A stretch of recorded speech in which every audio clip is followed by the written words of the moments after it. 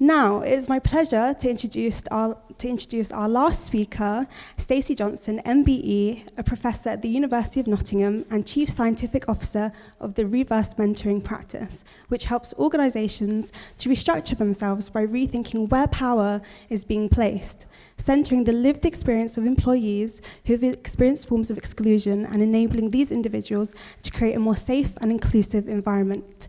Everybody, please give us a clap for Stacy Johnson.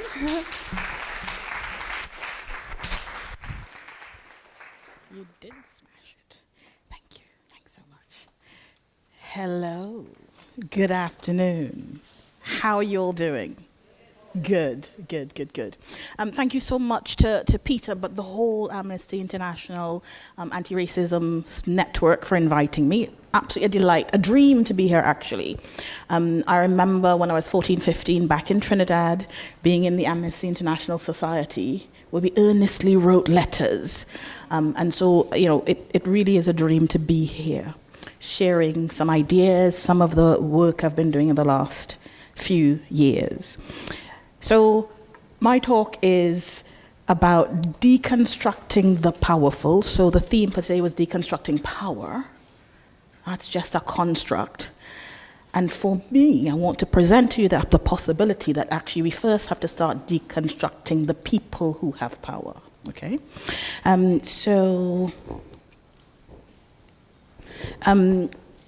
Who's in charge of my time? Where am I looking for the 5-minute warning? Great. Okay, great. Thank you so much. So, deconstructing the powerful. One conversation at a time.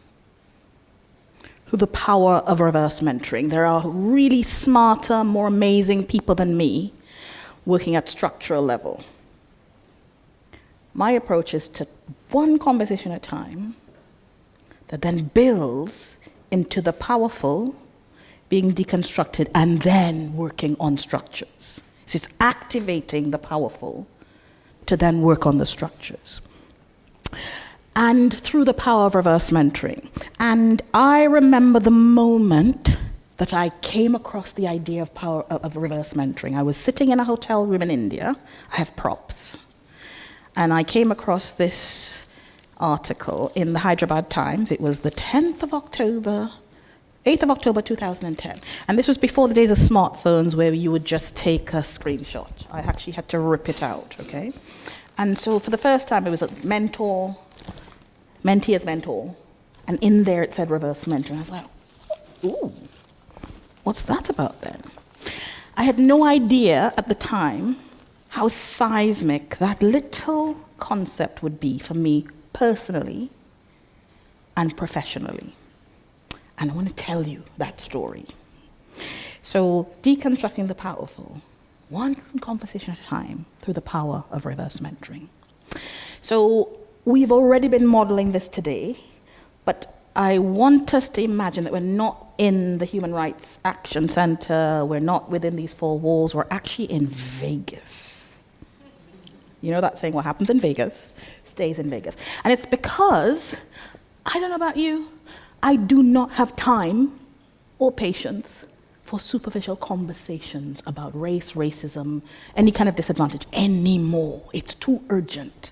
I work in healthcare where actually it's, never mind riots, it's life-threatening. All right, so to be able to have these big game-changing conversations, I want you to imagine that what happens here stays here. I know we're videoing and all that, but pretend that what happens here stays here. But also, let's make sure that in the room when we start asking questions and we're having a discussion, there's parity of voice, parity of power. Whoever speaks has power. Please, let's work with each other with grace. So forgive me if I get it wrong. Help me get the terms right. If I refer to you and mispronounce your name, or I refer to your identity not correctly, then let's work with it with grace and humanity and confessional openness. So say what you need to say. Ask what you need to ask. We'll help you get it right if you're getting the words wrong, okay? And we're going to run out of time. And I have deliberately designed my talk to leave you unsatisfied. All right? because I know I'm going to run out of time. I'm from Trinidad and I'm British, the hyphened, so I can talk for both the Trinidadian team and the English team, right? So we're going to run out of time. So on maybe your right, all my contact details, please take them down. And when I say contact me later, I really mean it. But also, me and my team are running a webinar, free webinar in October to commemorate National Mentor Day. And we're going to be talking about all things mentoring, so inclusive mentoring, reverse mentoring, reciprocal mentoring, sponsorship, and why sponsorship is better than mentorship in some cases, okay? So if you are curious afterwards, come to the webinar, but also just email me and say, can we have a catch-up, okay? Why is my talk in 3 movements? Clickers always hate me. Why is my talk in 3 movements? I lost my mum a couple of years ago, and she was a music teacher. So wherever I have the chance to kind of honor her, framing things in music, I take it, even though it's completely irrelevant to what I'm talking about. So 3 movements, it's just 3 sections, okay? So first movement, so let's just double check that we're all on the same page, first of all. What is this reverse mentoring thing that she's talking about? So some of you will know this. Reverse mentoring is where a person in a senior position is mentored by somebody in a more junior position than themselves.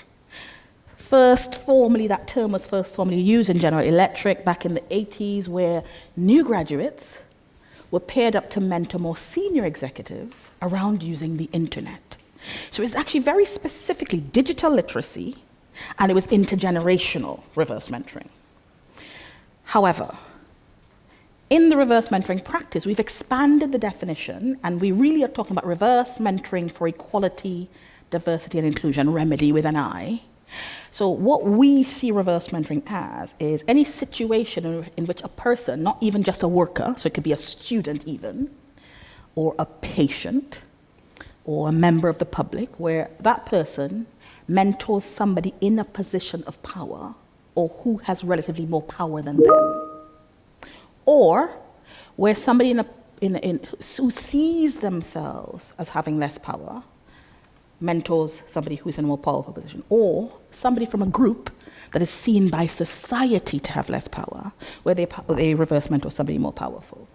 Or where somebody in a disadvantaged position, somebody from an underrepresented group, where they are mentoring somebody from an overrepresented group, advantaged, more privileged position.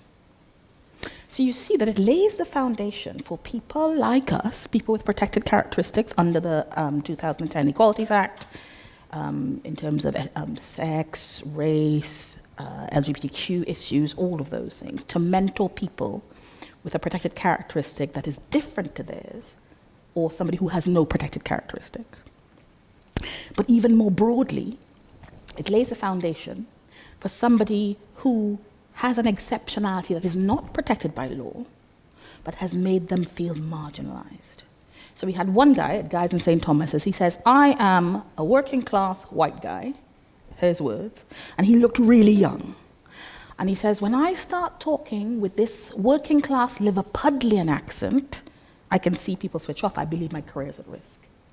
Other exceptionalities not protected by law that have made us feel marginalized, like so regional accents, being working class, not protected by law, etc. And of course we know that when those things intersect with race, being racialized, that the impact is even more powerful.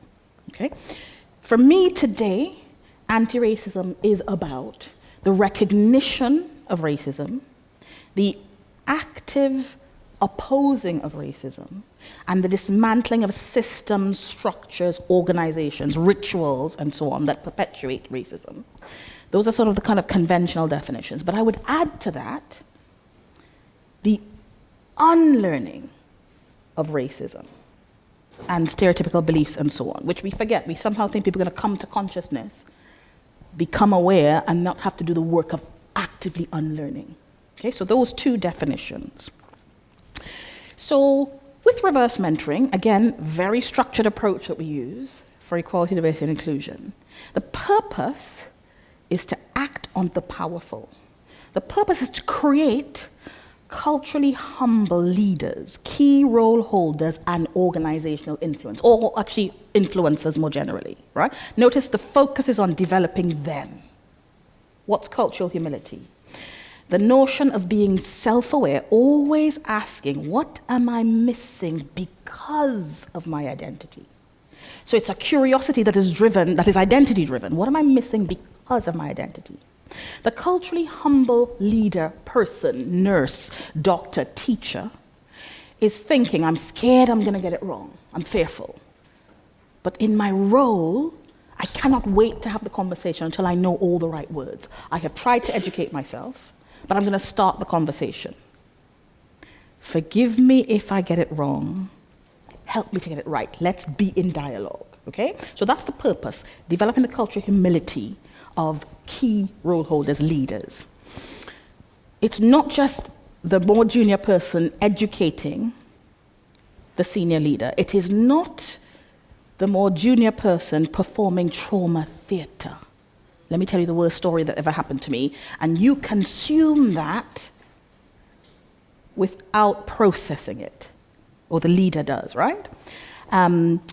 It is also about actively disrupting the normal power dynamic. So some people say reverse mentoring is about walking in my shoes. No. Because if you're trying to walk in my shoes, you're displacing me. Instead, the reverse mentor, the junior person, the black person, the Asian person, the immigrant is saying, come and walk in my world with me as your guide. I will tell you the things I want to talk about. I'm not interested in what you call me. I'm not interested in the conversation about BAME or whatever. I want to talk about that elephant in the room over there. Come and walk in my world with me as your guide.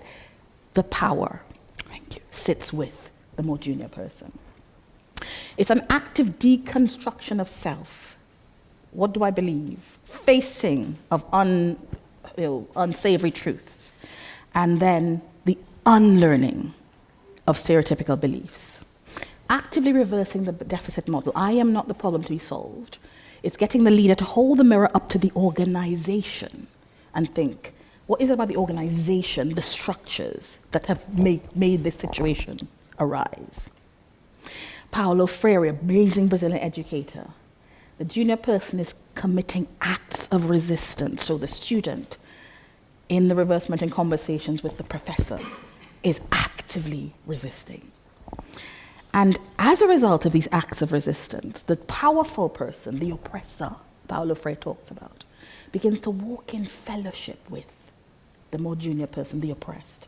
And they are then prompted to acts of solidarity. So they are doing the work, not just me anymore, not just you, the woman, not just you, the Muslim man, but the powerful are doing the work to dismantle racism and its structures. And in this way, not just lovely empowerment, but truly emancipatory empowerment ensues. In a second, I'm going to play you a couple of video clips. The second movement is about this, coming back to this thing about lived and living experience. We're all talking about, we want to have lived experience. We need to be consuming lived experience critically, not just having people tell us stories, but examining the power dynamics within those stories. So a critical approach. And of course, reversing the deficit model when we are hearing those stories. It encourages leaders to not perform. So you remember we talked about the junior person, the black person, the Asian person not performing trauma theater, but the leaders not practicing trauma tourism, wanting to hear stories to tell at the next dinner party, or to be able to say at the board, I listened, I'm being reverse mentored. These are not lovely conversations about culture, but difficult, dirty conversations about racism. And we're trying to center knowledges that are pushed to the side. So one of the things that we really aim for in these relationships is using knowledges from not the Western world only, right? So we talked about Paulo Freire from Brazil, but also Ubuntu methodology. If there's anybody from the southern part of Africa, they know this powerful idea of Ubuntu, written into the post-apartheid South African constitution. Truth, tell the most awful, dirty truth in these confessionally honest conversations for the purpose of healing, forgiveness, reconciliation. Note, not just truth and reconciliation. Healing for the purpose of, truth for the purpose of healing, forgiveness. Then we can reconcile. And then we can begin to move towards solution. The problem is people want to go to solution, leaders, before we reconcile. Okay, so Ubuntu and other indigenous knowledges. And I told you, clickers hate me. Right, so in a minute, I'm going to ask you to write down the questions you want to ask. So you should all have on your table a kind of half sheet of A4. Write down the questions you want to ask. Write down the comments you want to make. Please write down the provocations you want to put to me.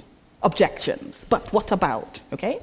While you're doing that, I'm going to ask whoever is on the desk to play this video for me. So while you're writing your questions, now write it in a way that somebody else can read it legibly, okay? And just hold on to your question, okay? And we're gonna also play this video. This is actually one of the pairs that have been in a reverse mentoring relationship, and they talk very briefly about what they got out of it, okay? So this is the Diana and Sandra one. And write down your questions, and I'll tell you what to do with your questions.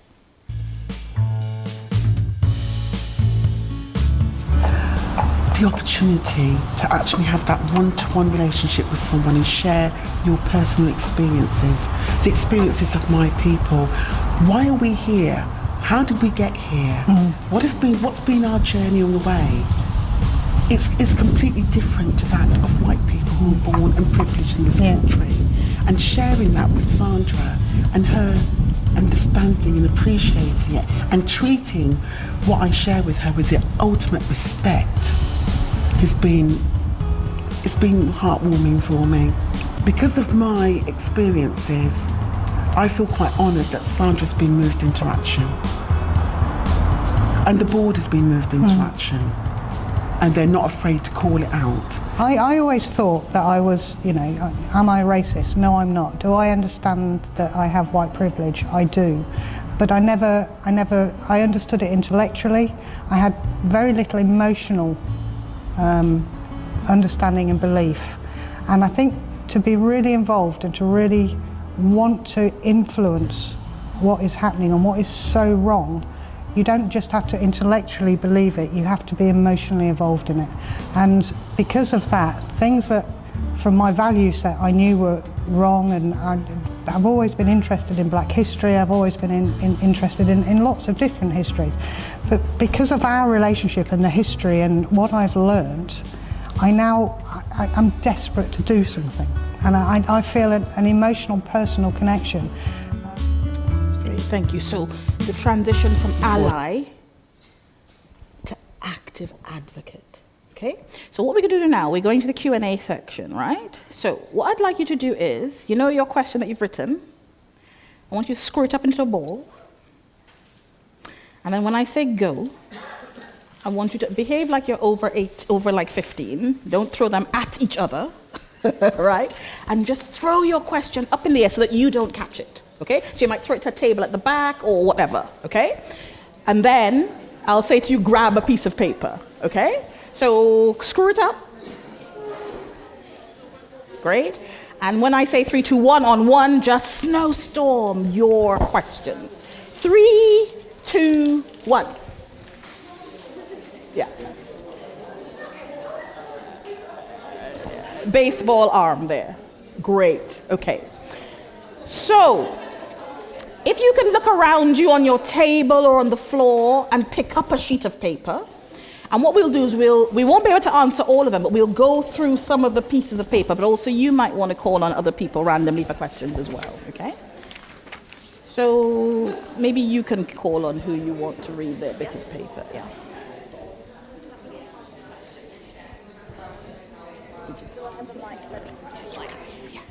Or you can, oh. It's only 5 minutes or 5 minutes earlier than you said it. So you have got... Okay, that's what's hoping is that some of the questions will allow me to explain.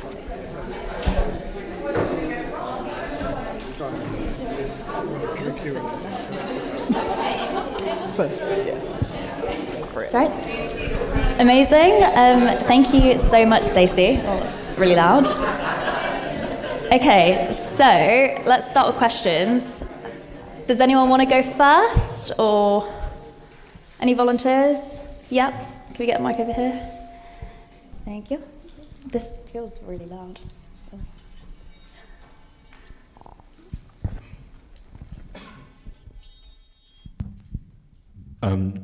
Do you think reverse mentoring can have the potency to destroy racism that's been so deeply embedded into white supremacist society that's been lasting since the 1600s? Do you think the act of reverse mentoring can actually help to produce compassion, empathy, and understanding for people that have been oppressed because of a maldistribution of wealth and resources?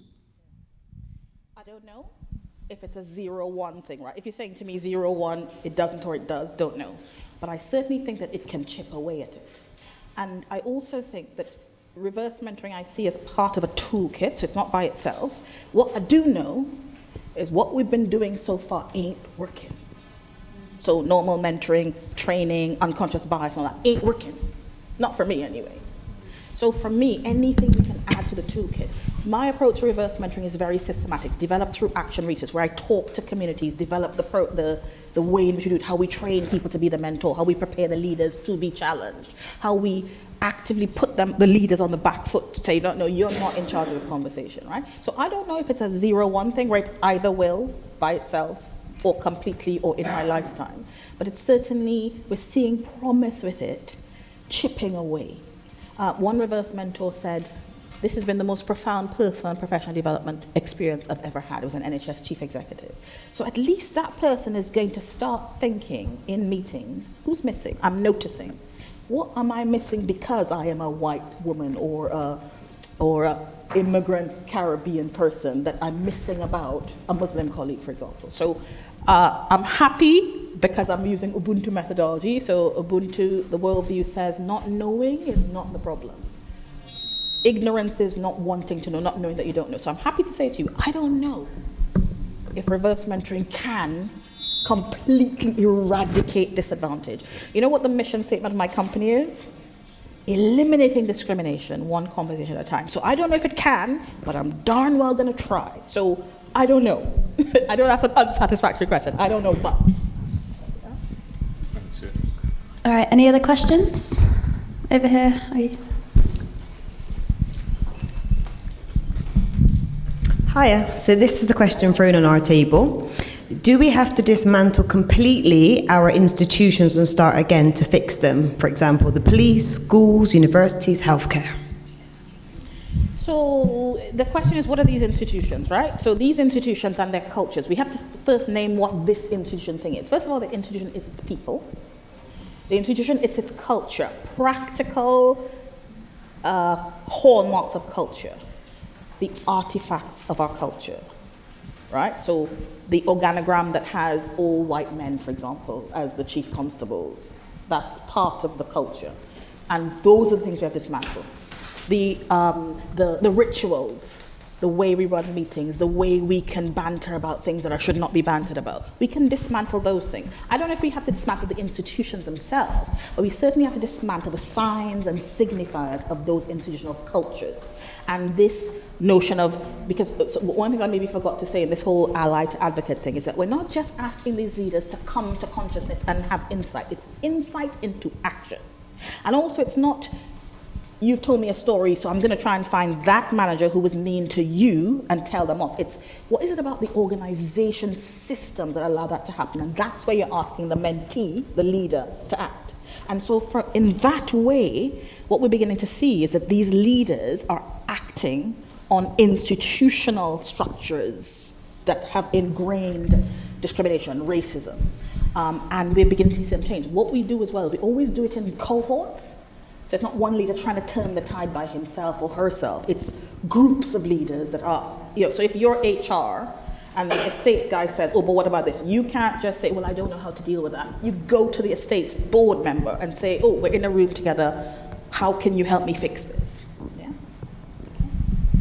Any other questions? One over here.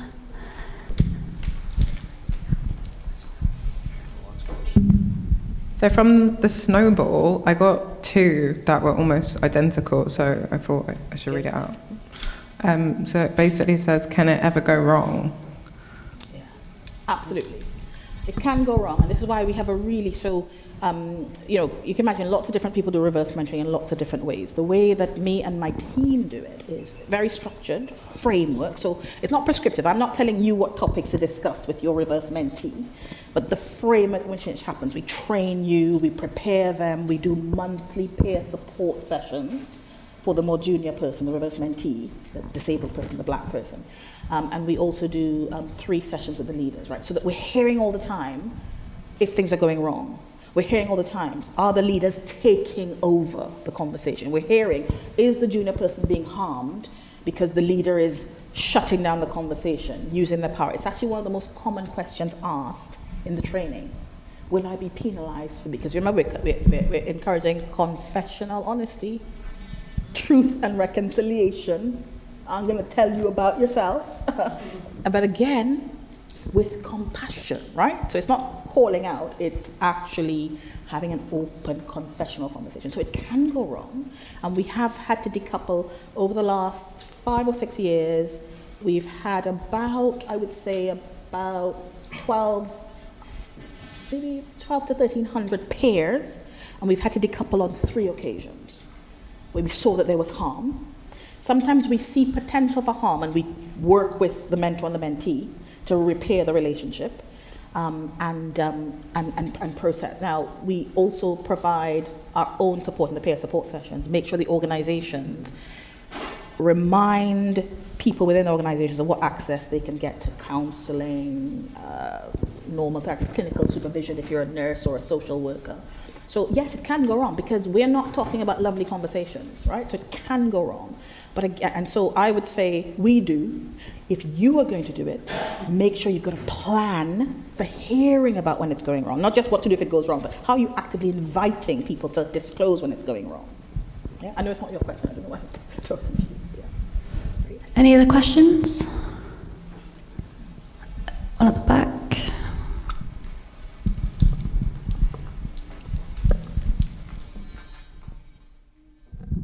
I hope this is okay, but this is not from Snowball. I just That's wrote it okay. down. Go for it.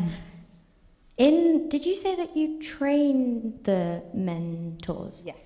Okay, when you do those trainings, how do you kind of stop yourself from telling them what to do and encourage it? How do you encourage like innovation and, yeah.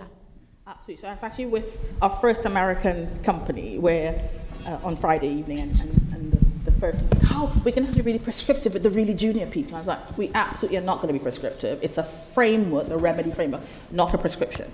So the work, we used the theoretical ideas of Paulo Freire, that Brazilian educator. He's a critical pedagogy guy. Remember, he was working with illiterate peasant farmers. The pedagogy of the oppressed. How do you empower, enact, activate illiterate peasant farmers to work on the oppressor and change their lives? So my take is, if he could work with peasant farmers who couldn't read, then I don't need to tell the porter, the cleaner, what stories they need to tell. I just build their confidence that they are the expert by experience. John may have been in the organization longer and be the chief executive, but Ilyas is the only expert on how Ilyas experiences that organization, right? So we train them, we give them the support, and we keep telling them, you're the expert, you're the expert, you're the expert. And then we say, off you go. We are here to support you. Peer support. I've been both a reverse mentor and mentee. And the peer support is encouraging them, you can do this, you can challenge them. It sounds to me like that person took over versus talk about these topics, do it this way. So one guy will bring a photograph. Somebody else will take the mentee to walk around with them on reception to see how they're treated on reception. So yeah, we don't tell them what to do. We're not prescriptive. We simply support the burgeoning of their confidence. And it works. You get the most amazing relationships and stories and impact with the leaders. Wonderful. Wonderful. Thank you so much. Round of applause for Stacy Johnson.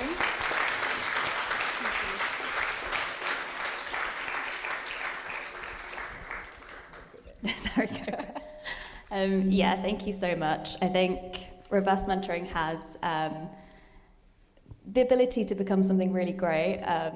I have personally had a really bad experience of reverse mentoring, but I know that my mentor wasn't trained, and I think if you've got programs where people are trained to do it, then you'll stop people from being as affected as I was afterwards. But I think it's really great to see that programs and organisations are trying to do reverse mentoring properly, and hopefully we'll see a really long-lasting effect from it. So thank you so much.